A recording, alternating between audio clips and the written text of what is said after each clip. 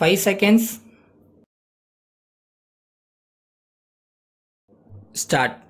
மாண்புமிகு பேரவை தலைவர் அவர்களே, இன்று காலையிலிருந்து மாண்புமிகு உறுப்பினர்கள் இந்த மன்றத்தில் எடுத்துச் சொல்லியிருக்கும் கருத்துக்களின் அடிப்படையில் சில விளக்கங்களை இங்கே கூறுவதற்கு நான் கடமைப்பட்டிருக்கிறேன்.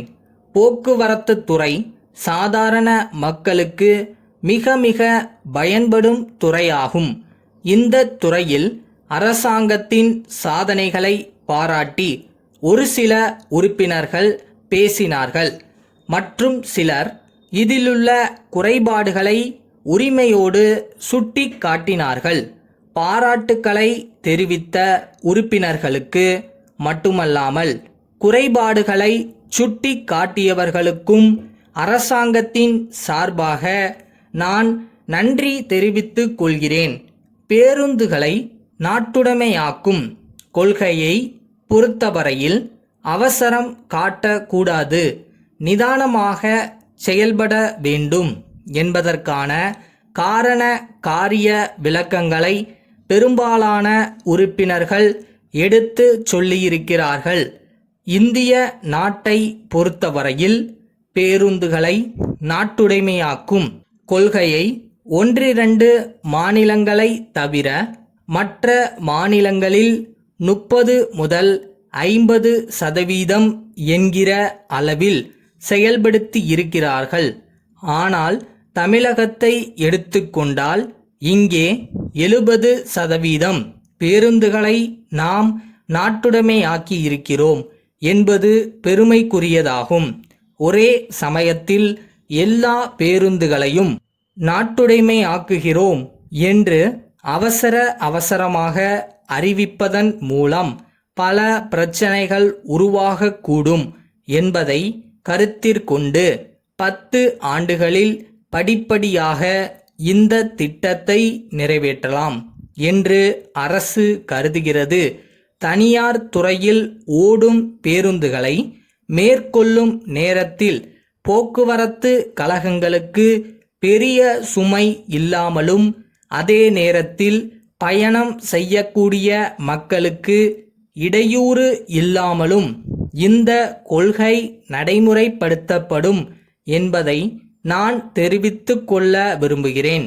போக்குவரத்து கழகத்தினுடைய இயக்கம் தற்போது சிறந்த முறையில் நடைபெறுகிறது என்றாலும் மேலும் திறமையாக செயல்படுவதற்கு வேண்டிய வழிவகைகளை கண்டறிந்து நல்ல திட்டங்களை தர வேண்டும் என்ற அடிப்படையில் நிபுணர் குழு ஒன்று அமைக்கப்பட்டிருக்கிறது. அந்த குழுவினர் எல்லா மாவட்டங்களிலும் போக்குவரத்து கழக வாரியாக சுற்றுப்பயணம் செய்து சட்டமன்ற உறுப்பினர்கள், நாடாளுமன்ற உறுப்பினர்கள் மற்றும் இது சம்பந்தப்பட்ட எல்லோருடைய கருத்துக்களையும் கேட்டுக்கொண்டு வருகிறார்கள். தமிழகத்தில் மட்டுமின்றி இந்தியாவில் உள்ள பல்வேறு மாநிலங்களுக்கும் சென்று அங்கு எப்படியெல்லாம் போக்குவரத்து கழகங்கள் செயல்பட்டு வருகின்றன என்பதையும் அறிந்து அவர்களுடைய பரிந்துரைகளை அரசுக்கு இன்னும் 3 மாதங்களுக்குள் அளிப்பதாக தெரிவித்து இருக்கிறார்கள். அந்த பரிந்துரைகள் அரசுக்கு கிடைத்த பிறகு அவற்றையெல்லாம் பரிசீலனை செய்து நிச்சயமாக இந்த துறை மேலும் சிறப்பாக பயன்படும் வகையில் நாம் காரியங்களை செய்யலாம் என்று தெரிவித்துக் கொண்டு மாண்புமிகு பேரவை தலைவருக்கு நன்றி கூறி உரையை முடித்துக் கொள்கிறேன். முசிறியில் உள்ள வாணி புத்தக நிலையத்தார், வேலூரில் உள்ள பாரதிதாசன் உயர்நிலைப் பள்ளியின் தலைமை ஆசிரியருக்கு எழுதும் கடிதம். அன்புடையீர், இந்தியாவில் மட்டுமல்லாமல் வெளிநாடுகள் பலவற்றிலும் புகழ்பெற்ற புத்தக வெளியீட்டாளர்களின் முகவராக நாங்கள் நியமிக்கப்பட்டிருக்கிறோம் என்பதையும் பல்வேறு தலைப்புகளில் ஆயிரக்கணக்கான புத்தகங்களை கொண்ட எங்களுடைய பார்வைக்கூடம் சென்னையில் அண்ணா சாலையில் அமைந்துள்ளது என்பதையும் மகிழ்ச்சியுடன் தெரிவித்துக் கொள்ள விரும்புகிறோம். பள்ளி மாணவர்களுக்கு ஏற்றவாறு எளிய நடையில் தமிழ் மற்றும் ஆங்கிலத்தில் பல்வேறு தலைப்புகளில் எங்களிடம் புத்தகங்கள் உள்ளன. விலையுடன் கூடிய புத்தக பட்டியல் இத்துடன் தங்களுக்கு இணைத்து அனுப்பப்படுகிறது. எங்கள் பார்வை கூடத்திற்கு தாங்கள் ஒருமுறை வந்து புத்தகங்களை நேரில் பார்த்ததற்கு பிறகு தங்கள் பள்ளியின் நூலகத்திற்கு தேவைப்படும் புத்தகங்களை குறிப்பிட கோருகிறோம். பட்டியலில் கண்ட விலையில் 5% தள்ளுபடி செய்து நாங்கள் உங்களுக்கு புத்தகங்களை வழங்கக்கூடும்.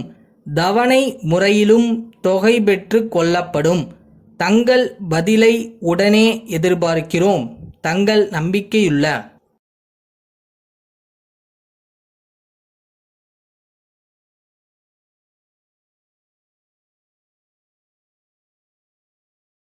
நீங்கள் உங்கள் கனவை தேடி ஓடும்போது சில கஷ்டங்கள் வரத்தான் செய்யும். உங்களோட விடாமுயற்சி மட்டும்தான் இதுக்கெல்லாம் பதில் சொல்லும்.